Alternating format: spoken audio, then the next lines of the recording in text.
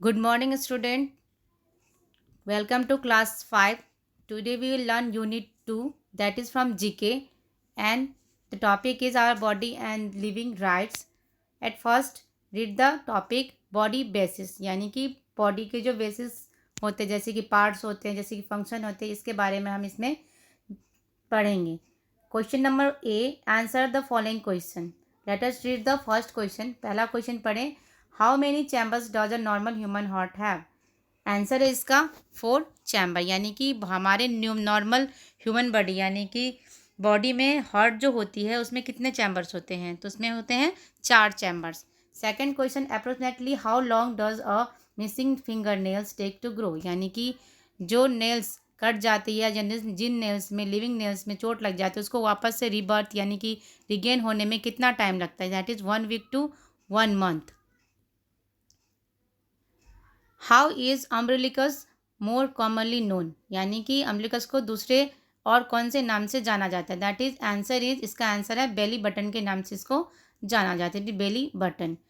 Question number 4, in the body what function is controlled by the section of the brain called the medulla oblongata. यानी कि brain में जो medulla ऑब्लोगंटा होता है section, वो क्या चीज़ को कंट्रोल करता है. आंसर इज इसका respiration and circulation. Question number 5, in the human body where is humerus bone. यानी कि ह्यूमन बॉडी में ह्यूमरस बोन कहाँ पे लोकेटेड है. इसका आंसर है humerus bone is long bone in the upper arm. यानी कि हमारे अपर आर्म में ये लोकेटेड रहता है. In which part of the body are phalanges. यानी फ्लैगलेंस जो है, यानी कि ब्रेक, यानी कि जॉइंट्स कहाँ कहाँ, ज़्यादा जॉइंट्स कहाँ कहाँ में मिलते हैं. यानी कि इसका आंसर है hand, foot, finger and toe. Question number 7, the coccyx bone is better known as what. यानी कॉन्कस बोन को इससे बेहतर और कौन से नाम से हम जानते हैं. तो इसका आंसर है ट्रायंगुलर बोन और टेल बोन, ये दोनों नाम से इसको जानते हैं. क्वेश्चन नंबर बी में है, match the doctors to the part of the body treated. यानी कि जो बॉडी स्पेशलिस्ट डॉक्टर होते हैं वो स्पेशली बॉडी पार्ट को देखते हैं. किसी भी डॉक्टर के पास किसी भी केस सॉल्व नहीं होती. यानी कि अगर हमें नॉर्मल आइज़ की प्रॉब्लम है तो हम ईएनटी के पास जाएंगे या डेंटिस्ट के पास जाएंगे, तो दोनों में से कौन सा दोनों में से कोई भी हमें नहीं देखेगा. हमें आइज़ के लिए ऑप्थेल्मोलॉजिस्ट के पास जाना चाहिए. सो फर्स्ट इज ऑप्थेल्मोलॉजिस्ट का आई से है.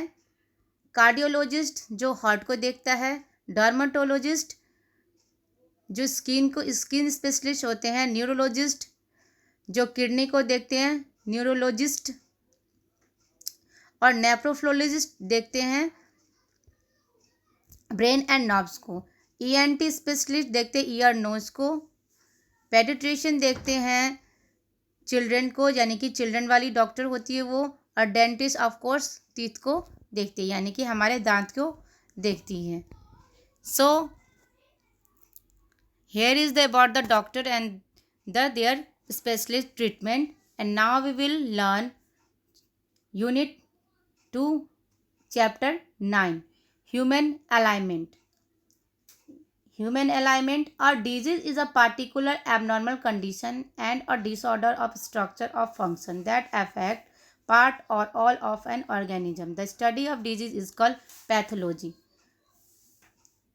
डिजीज़ क्या है, एक पार्टिकुलर एबनॉर्मल कंडीशन है. अगर हम हेल्दी हैं तो हम नॉर्मल कंडीशन में रहते हैं. अगर हम कुछ डिजीज़ से इफ़ेक्ट हो रहे हैं, कुछ डिजीज़ से हम सफ़र कर रहे हैं, तो हमारी बॉडी कंडीशन क्या हो जाती है, एबनॉर्मल हो जाती है. अब वो डिजीज़ के बारे में पढ़ने को क्या बोलते हैं, पैथोलॉजी बोलते हैं. और द क्वेश्चन इज दैट, ये पैथोलॉजी उसको बोलते हैं. उसके बाद देखिए वहाँ पे क्वेश्चन दे रखा है, tick the correct option. Tick the correct option में पहला क्वेश्चन है, विच of the following disease is caused by virus. यानी कि वायरस से होने वाली इनमें से कौन सी डिजीज़ हमें वायरस से इफ़ेक्ट करती है, यानी कि वायरस से होती है. फर्स्ट में है कोलेरा, सेकंड में है मलेरिया, थर्ड में है स्मॉल पॉक्स, फोर्थ में है एनीमिया. तो इसमें से कौन सी होगी, सी वाली ऑप्शन होगी, that is small pox. Malaria, question number 2, malaria is a disease which affect the, malaria एक डिजीज है जो किसको अफेक्ट करती है, कौन से बॉडी पार्ट्स को अफेक्ट करती है। पहला ऑप्शन है किडनी, सेकंड ऑप्शन है ब्रेन, थर्ड ऑप्शन है स्प्लीन, फोर्थ ऑप्शन है हार्ट। इसका आंसर है किडनी। मलेरिया जो होती है हमारे डायरेक्ट किडनी को अफेक्ट करती है। Anaemia is called in man due to the deficiency of, anaemia जो इंसान में होती है वो क्या चीज़ की कमी से होती है। पहला है ऑप्शन में दे रखा है फॉलिक एसिड, सेकंड में दे रखा है विटामिन ए, थर्ड में दे रखा है विटामिन B12 एंड फोर्थ में दे रखा है आयरन। और इन फोर्थ में जो आयरन दे रखा है उसकी कमी से हमारी एनीमिया जैसी प्रॉब्लम हमें होती है। तो फोर में ये फोर जो आयरन लिख रखा है वो सही आंसर इसका। क्वेश्चन नंबर 4 देखिए, cylindrical glasses are advise to a patient suffering from, cylindrical glass कौन से पेशेंट को दिया जाता है। ये सिलिंड्रिकल ग्लास चश्मे में लगती है और यहाँ पे ऑप्शन दे रखा है एस्टिमेटिज्म, हाइपरमेट्रोफिया, माइफिया, नाइट ब्लाइंडनेस। इसका आंसर है फर्स्ट ऑप्शन एस्टिमा, जो अस्थमा से होते हैं। विच of the following disease induces immunity, यानी कि कौन से इनमें से डिजीज इम्यूनिटी को कम करता है।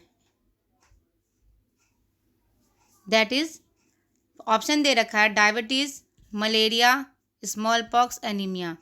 और पहला जो ऑप्शन दे रखा है डायबिटीज़, उसमें आप टिक करें, वो इसका आंसर है। इससे इम्यूनिटी क्या होता है, कम होते जाता है। विच of the following is not mosquito borne disease, यानी कि इनमें से कौन सा मॉस्किटो बॉर्न डिजीज़ नहीं है, जो मॉस्किटो से काटने से नहीं होती है। पहला ऑप्शन दे रखा है मलेरिया, जो मच्छर से ही होती है। सेकेंड ऑप्शन दे रखा है स्प्लेनिंग सिकनेस, ये भी मच्छर के काटने से होती है। थर्ड में दे रखा है नाइट ब्लाइंडनेस एंड फोर्थ में दे रखा है फिलारेसिस। इसका आंसर है सी। क्वेश्चन नंबर 7,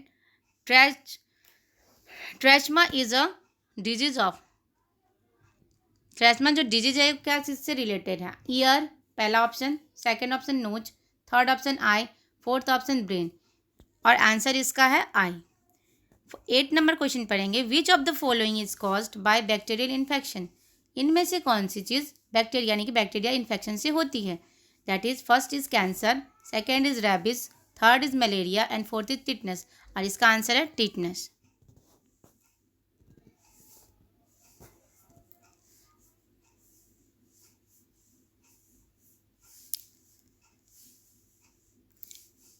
अब स्टार्ट करेंगे chapter 10, that is physical fitness. Physical fitness is defined as the capacity of an individual to do daily routine walk without fatigue, to participate in the physical activity and still resolve enough to meet any emergency.